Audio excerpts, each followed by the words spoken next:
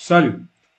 Consacrer une vidéo pour parler des propriétés height and width que vous remarquez dans cette récap semble du gaspillage. Mais une fois qu'on va parler du concept du box sizing, dimensionnement de la boîte, si la traduction en français est juste, semble nécessaire, voire obligatoire, de passer par ces propriétés height and width. Revenons directement à notre Visual Studio Code.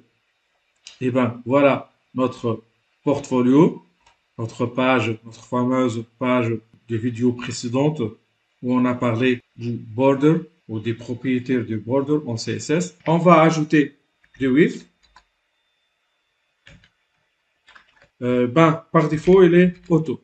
Donc, déjà, vous marquez rien. Donc, si même on élimine cette ligne, ça ne change rien. On va essayer de mettre 400 pixels. Je sauvegarde. Peut-être je peux ajouter le height. Le height, soit l'auto ou soit on va donner, disons, 400 pixels comme la largeur.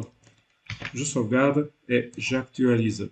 Voilà, donc comme vous remarquez, on a obligé le browser à dimensionner la section main pour ne pas dépasser 400 pixels de largeur, 400 pixels de hauteur. Et vous remarquez que le reste des paragraphes, il a sorti du cadre.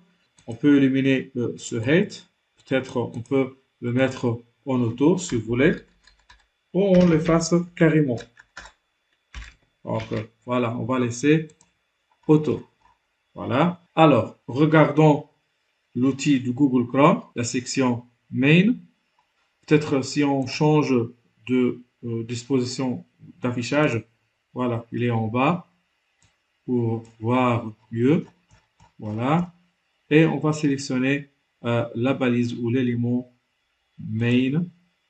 Voilà, la balise main. Donc, il est à 400 pixels comme indiqué. Et le padding de 15 pixels plus border 3 pixels et le margin du contour extérieur est égal à 15. Alors, vous remarquez qu'il y a un surexcès au niveau de la largeur. Je vais expliquer ça. Je vais ouvrir une calculatrice. Donc, si on fait une addition, on a la largeur déjà indiquée est égale à 400 pixels, plus le padding ou le rembourrage, plus le width de border 3 et plus taille ou le width du margin. Le total, c'est 433 pixels. Peut-être dans un écran grand comme ordinateur de bureau ou ordinateur portable, ça ne pose pas de problème. Mais si on passe à un écran de taille plus petite, comme l'écran d'un smartphone, ça risque de gâcher l'affichage de notre site, l'affichage des données, quel que soit du texte ou d'image.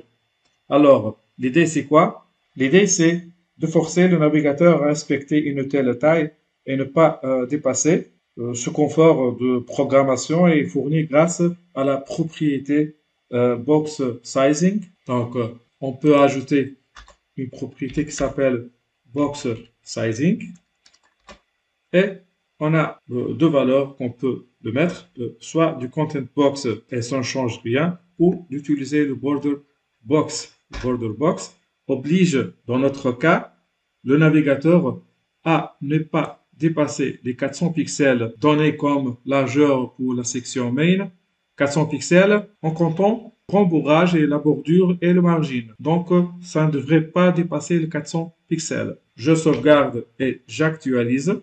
Voilà, section main. Et comme vous remarquez, ça devient 364 pixels, plus les 15, plus 3, plus 15. On utilise notre petite calculatrice.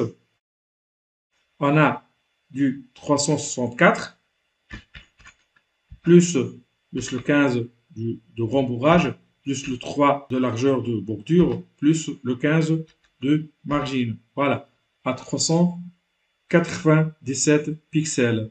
Dans tous les cas, on n'a pas dépassé les 400 pixels. Donc, c'est une propriété très intéressante et je vous conseille toujours de l'utiliser dans votre conception du site web. et surtout, c'est utile pour tous les types de devices comme les ordinateurs de bureau, les ordinateurs portables, du tablette ou du smartphone. Voilà, nous avons terminé cette vidéo ainsi que ce chapitre. La prochaine vidéo va présenter un nouveau chapitre consacré au grid et Flexbox.